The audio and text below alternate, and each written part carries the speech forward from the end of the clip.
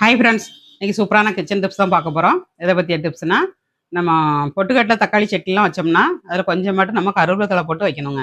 கருவேப்பிலை தழை போட்டு வச்சிங்கன்னா டேஸ்ட் அட்டகாசமாக இருக்கும். ட்ரை பண்ணி பாருங்கள். வீடியோ முதல் ஸ்கிப் பண்ணாமல் பாருங்கள். வீடியோ பிடிச்சிருந்தா லைக் பண்ணுங்கள், ஷேர் பண்ணுங்கள், கமெண்ட் பண்ணுங்கள். முதல் முறையாக பார்க்க இருந்தால் சப்ஸ்கிரைப் பண்ணி வைங்க. அப்படின்னா நாங்கள் போடுற வீடியோலாம் உடனே அப்டேட் ஆகும். ரொம்ப டேஸ்ட்டாக இருக்கும். சட்னி வந்து 5 நிமிஷத்தில் பண்ணிடலாம். வீடியோ பிடிச்சிருந்தா லைக் பண்ணுங்கள். சட்னி செய்யறதுக்கு ஒரு ஃப்ரை பேன் அடுப்பில் வச்சுருக்கேன். அடுப்பு ஆன் பண்ணியாச்சு.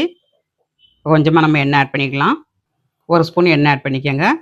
இது வந்து காஞ்ச மிளகாங்க. காஞ்ச மிளகா வந்து ஃபஸ்ட் நம்ம வறுத்து எடுத்துக்கணும். காஷ்மீர் மிளகா இருந்ததுன்னா ஒரு 4 மிளகா போட்டுக்கோங்க. காரத்துக்கு தகுந்தபடி மிளகா சேர்த்துக்கணுங்க. இந்த மிளகா வந்து கொஞ்சம் காரமாக இருக்கும். அதனால் 3 மிளகாய் எடுத்துருக்கேன். இப்போ காஷ்மீர் மிளகாய் காலி ஆயிடுச்சு. பவுடர் இருக்குது, கொஞ்சம் மட்டும் பவுடர் போட போகிறாங்க. இதை வறுத்து எடுத்துக்கலாம். மிளகா வந்து வறுபட்டுருச்சுங்க, எடுத்துக்கலாம். இதில் வந்து வெங்காயம் ஆட் பண்ணுங்க.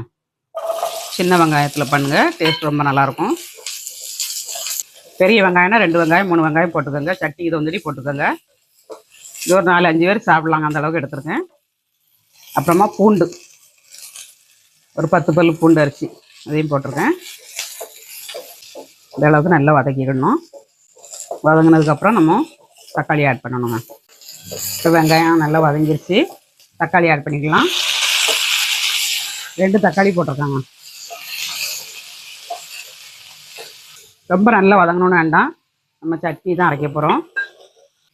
உடனே அரைச்சி உடனே சாப்பிட்றதுனால கொஞ்சமாக வதங்கினா போகிறோம். இப்போ சட்னி தந்தோடி உப்பு போட்டுக்கலாங்க. இப்பவுமே உப்பு போட்டுருங்க.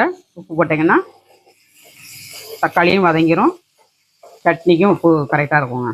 இதில் வந்து கொஞ்சம் மட்டும் நம்ம கருவேப்பிலை தழை போட்டுக்கலாம் அரைக்கிறதுக்கு. இப்போ வெங்காயம் தக்காளி எல்லாமே நல்லா வதங்கிருச்சு. இப்போ மிளகாவை அது கூட போட்டுக்கலாம். அதுமாதிரி பொட்டுக்கடலையும் நம்ம கூட போட்டுக்கலாம். ஒரு 3 ஸ்பூன் பொட்டுக்கடலை போட்டிருக்கேன். உங்களுக்கு எந்த அளவுக்கு தேவையோ அதுக்கு தகுந்தபடி போட்டுக்கோங்க. பொட்டுக்கடலை வந்து சூடானா போகிறோங்க, ரொம்ப வதங்கணும்னு வேண்டாம். சூடானா போகிறோம். கொஞ்சமாக கலருக்காண்டி காஷ்மீர் மிளகாங்க 1 ஸ்பூன் போட்டிருக்கேன். மிளகா வத்தல் இருந்ததுன்னா மிளகா வத்தல் போட்டுக்கோங்க.